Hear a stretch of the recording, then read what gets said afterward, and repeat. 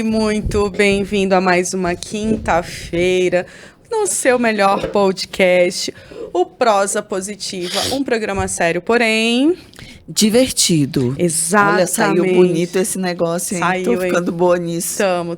Mas a gente tá... Eu já te falei que é pra gente gravar uma vinheta. Também acho, seria legal. Gostei da ideia. Gente, estamos indo pro último episódio da nossa 8ª temporada, então esse é o episódio 4, parte 1. Antes de eu contar para vocês sobre o que nós vamos conversar, quero, dizer que são todos muito bem-vindos, que vocês possam nos seguir aí nas redes sociais, então @perma.com.br lá no Instagram. No YouTube você consegue acompanhar esse programa, através do @prosa positiva. E lá no Spotify também você consegue ouvir, que eu acho muito mais legal. Porque será? Assiste outro Acho que não se assistem no YouTube. As que nunca se veem no YouTube, a gente só se ouve. Vocês conseguem nos ouvir também no Spotify, no programa Prosa Positiva. Só colocar lá, Prosa Positiva, que você vai ver todos os 40 e não sei quantos episódios. Nossa Senhora! Menina, fiquei impressionada. Quanto orgulho. Da onde a gente tirou tanta coisa. E ainda tem mais para 2024 que ainda não acabou. Exatamente, vamos para a 9ª temporada. Nessa. E hoje nós vamos conversar sobre um assunto que eu amo, adoro, escrevemos livros sobre, que é segurança psicológica, certo? Exatamente. Vamos bater um papo sobre o que é, aonde vive, o que come e como se reproduz. Um negócio bem Globo Repórter. E aí que nós bicho tivemos... é esse? Exatamente. E nós tivemos alguns comentários recebidos, principalmente assim, perguntando o seguinte. Quando você fala de segurança psicológica, você está falando de segurança psicológica onde? Trouxe até minha cola. Você está falando de segurança psicológica onde? O que é segurança psicológica, pelo amor de Deus? Gente, segurança psicológica é um termo que pode existir em vários ambientes. Mais recentemente, é uma terminologia que a gente usa para falar sobre ambientes de trabalho. Ok. Tá? Mas, assim, quando a terminologia segurança psicológica está relacionada a ambientes organizacionais, sejam eles quais forem. Mas você precisa ter segurança psicológica nas suas relações, na sua vida pessoal. Mas a terminologia, quando você for pesquisar, você vai ver que ela possivelmente ou muito provavelmente vai aparecer associada a ambientes de trabalho. Porque a nova onda do momento, as empresas Eureka descobriram uma coisa muito incrível, que é o resultado delas depende das pessoas. De pessoas. E pessoas saudáveis, de preferência. Exatamente. E que aquele viés, de gerações, quando eu falo gerações mesmo, é de tempos, atrás, de que você tinha que tirar espremer o limão até a última gota. Eu lembro dessa expressão, assim, a laranja vai virar um bagaço. Era de realmente a pessoa entregar o seu máximo a qualquer custo. Ao longo do tempo, foi se percebendo que haviam mais perdas do que ganhos dentro das instituições. Mas ainda é um desafio, ainda hoje é um desafio, porque a gente vive dentro dos ambientes de trabalho os desafios e os embates das gerações. Reconhecer claramente para que a gente possa atuar de forma mais rápida, mais prática, sobre essa necessidade de que as pessoas geram os resultados e que pessoas saudáveis e felizes geram resultados ainda maiores.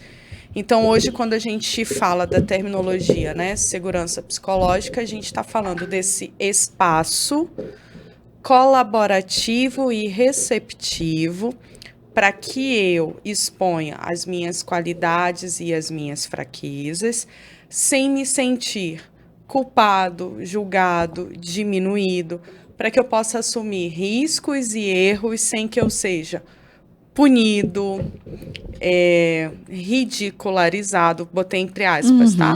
Ridicularizado. Constrangido, né? Constrangido. Para que eu possa, um ambiente onde eu possa usar o que são recursos da minha natureza, o que são forças minhas para fazer as entregas, né? Eu vivi recentemente uma experiência muito interessante com relação a uma pessoa se sentir neste ambiente, se sentir segura psicologicamente para se colocar e produzir. Hoje eu atuo numa empresa, né, numa organização, através da Perma, e lá existe um colaborador, na verdade uma colaboradora, que ela é extremamente divertida, alegre, risonha, expansiva, né, no sentido de ela não entra num ambiente sem ser notada. E não é por um viés negativo. Sim, pela vitalidade. Pela vitalidade. É alguém de muita energia. Muita energia, muita velocidade, de falar rindo, de falar alto, de brincar e nananã. E nós fizemos um reconhecimento no final do ano passado de tempo de casa, porque ela tinha completado 1 ano. Uma coisa super simples, que a gente reuniu algumas pessoas e entregamos uma cartinha na frente dessas pessoas para ela. Depois que todos foram reconhecidos, ela pediu a palavra. E ela foi, assim, numa sala muito pequena, ela foi na frente e chorou muito emocionada, dizendo que era a primeira vez em muitos anos de carreira, e não é alguém jovem, tão jovem, né? É jovem, mas não tão jovem, né? Alguém que está iniciando a sua carreira. Ela disse assim, é a primeira vez que eu me sinto verdadeiramente aceita como eu sou dentro de uma empresa, onde eu não preciso rir mais baixo, onde eu não preciso guardar a minha energia, onde eu posso dizer o que eu penso, eu posso falar quando eu erro. E aí é uma experiência muito dela, né? E essa é uma pessoa que em 1 ano a gente conseguiu reconhecer financeiramente, porque é nítida a entrega e a produtividade dela. E aí ela fala, eu faço, eu entrego porque eu me sinto bem, eu tenho prazer, eu tenho vontade, eu quero fazer mais, eu não quero ir embora, ela fala, eu quero estar aqui, eu me divirto. E eu acho que essa foi a experiência mais prática e real que eu vivi de alguém que se sente seguro dentro de um ambiente. E aqui eu nem estou dizendo que esta empresa tenha já estabelecido, de forma macro e cultural, um ambiente de segurança psicológica. Eu estou dizendo que no nicho que ela está, foi proporcionado a ela a possibilidade de viver essa experiência. Então, é alguém que entrega, faz, pelo que ela tem de recurso próprio, né? Não moldando ou não diminuindo ou aumentando o recurso que ela tem para entregar, mas através do que ela é, do que ela pode oferecer, entregando o melhor. Então, quando a gente fala desse conceito de segurança psicológica, é exatamente isso. Ter esse espaço onde eu possa falar e me colocar e que eu sei que eu vou ser aceito, não vou ser julgado. Se eu cometer um erro, eu não vou ser punido, mas eu vou ser acolhido. Isso não quer dizer que eu possa errar sempre. Que a gente fala assim, é um ambiente que favorece, que possibilita errar, então as pessoas vão errar sempre. Não. Se você assistiu o episódio anterior, que a gente estava falando, né? Faz mesmo, porque se der errado é melhor, que você sabe o caminho. É nesse sentido. Eu ia puxar esse gancho aí da fala da colaboradora, quando ela diz assim, aqui eu posso errar. E a gente já sabe que dentro desse contexto que a segurança psicológica traz, é importante, ou quiçá indispensável, que haja essa abertura para o erro, que o erro seja acolhido de forma positiva. Isso não quer dizer que você sai por aí fazendo bobagem intencionalmente, que vai estar tudo certo. Mas no sentido do aprendizado, E da solução. E dar solução, né? Não é aquela coisa do errei e agora eu preciso me esconder, ou então eu vou me demitir, porque, enfim. Vou e ter aí que a gente vai inventar uma história aqui. e aí eu vou buscar uma alternativa que às vezes pode não ser realmente a mais correta, a mais adequada, não vou nem dizer correta, vou falar adequada para aquele momento. Então, quando o profissional se sente seguro e tranquilo nesse sentido, é muito mais provável, acho que a probabilidade é muito mais alta dele acertar, dele buscar fazer uma entrega de alta performance, dele realmente focar na melhor solução e na melhor qualidade da entrega dele do que alguém que tem essa insegurança. Porque talvez até o sentimento de insegurança em relação ao erro vai justamente me deixar num estado de alerta total e o tempo todo que me induz ao erro de alguma forma. Olha, posso estar falando bobagem, gente, que não, essa daí não é a minha maior expertise, mas a gente estuda muito sobre isso também. Em absoluto, você está falando certíssimo. E existe até uma imagem mental que as pessoas podem fazer com relação a isso. Imagina que você comete um erro. E eu vou declarar esse erro. Eu escolho declarar para você que eu errei.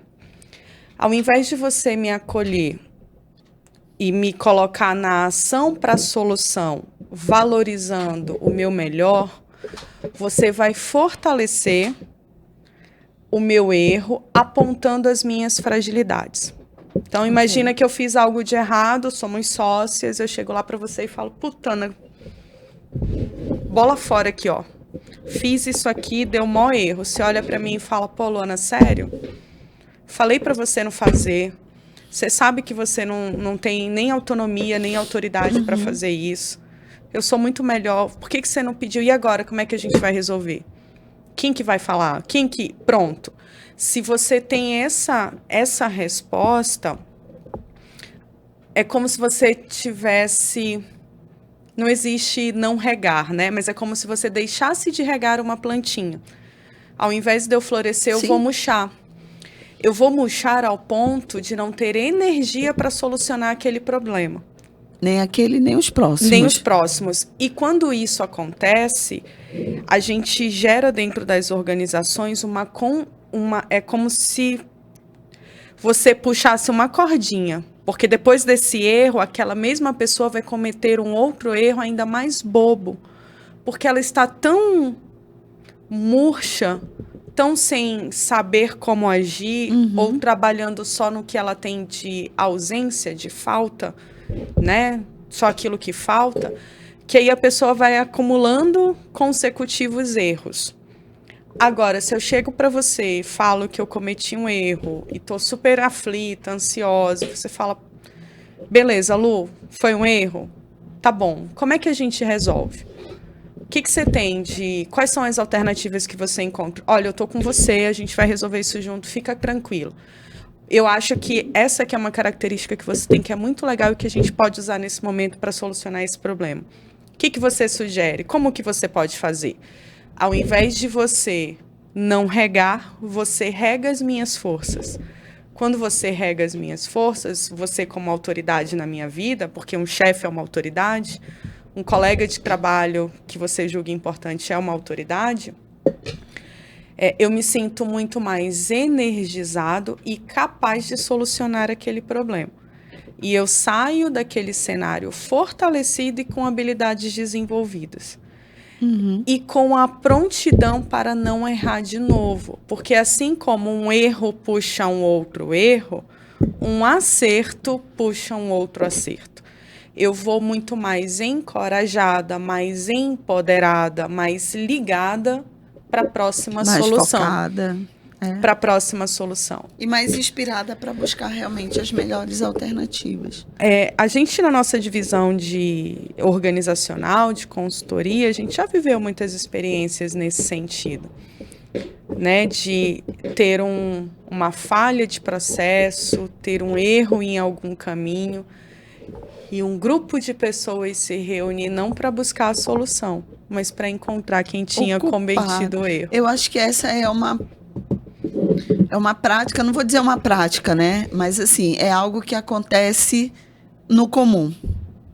né? Vamos fazer reunião para resolver esse BO aqui agora. Aí a gente vai atrás de quem Aí errou. exatamente, aí a discussão é quem foi? Por que fez? Por quê? Não Né? viu o procedimento e o processo? Por que não falou com a pessoa? Aí a pessoa só tem 2 caminhos. Ela está presente na reunião ou ela está ausente. Se ela estiver presente e todos os argumentos e as respostas corretas para a situação é uma coisa. Agora, se ela está ausente, tudo aquele negócio ali toma uma outra proporção. Ótimo. Então, eu estou presente e tenho as respostas. Essa reunião não é sobre resolver o problema. Essa reunião é sobre me defender. Eu não São respostas diferentes. Estou indo para uma reunião porque nós temos um problema. Se é caça às bruxas, ou eu vou preparada. Ou eu não tenho defesa, ou eu fui para me defender. Qualquer uma dessas 2 alternativas configura a ausência de segurança psicológica. Se eu entro numa reunião para me defender de algo, ou para dizer que a culpa é de outro e não minha, porque se a culpa é minha, eu boto ela em quem eu quiser, né? Eu dou ela para quem eu quiser e tá tudo bem. Eu não tenho esse ambiente favorável. E o pior, as pessoas que não têm, talvez, um autoconhecimento muito forte, talvez as pessoas que tenham as suas crenças limitantes, talvez as pessoas que não estejam, até as que estão já têm dificuldade, né, em processo terapêutico, podem, nesse momento de caça às bruxas, esconder, omitir, sonegar informações que facilitariam o processo. E, na grande maioria das vezes, isso nem é feito de forma consciente. Eu nem mudo, eu já vivi essas experiências, assim. Às vezes a gente muda a realidade na nossa própria cabeça para não ser o culpado daquele contexto. A gente dá uma nova roupagem para aquela história para que a gente se livre um pouco do peso do erro, do peso da culpa. E é muito engraçado que quando alguém resolve assumir o erro nesses ambientes, a reunião ela termina. Porque não tem um propósito de solução. Ele não é resolutivo. Então, se você está numa reunião que começa, quem errou, como é que fez? Se alguém fala, beleza, fui eu que errei. Faz um... Não, a galera vai olhar atônita e vai dizer, oi? Cri. Já passei por isso. Né? De estar em reuniões, falando a mesma coisa, do mesmo jeito, até que uma hora eu falei, beleza, gente, já entendi. O erro é meu, tudo bem. É meu, tá claro, a gente não precisa seguir aqui aonde está o erro, quem foi que... O erro é meu, pronto, e agora? Aí fica todo mundo... Porque o foco não está na solução, mais uma vez. Exatamente. Pronto, nessa hora, o resto da galera morre.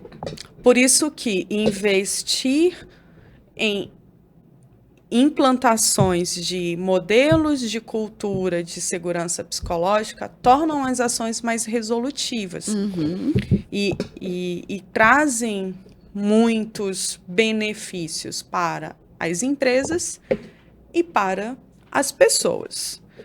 E aí, para que a gente possa conversar um pouco mais sobre isso, acho que nós podemos encerrar a nossa primeira parte. Eu já ia fazer uma pergunta, mas tá bom, fica para o próximo episódio.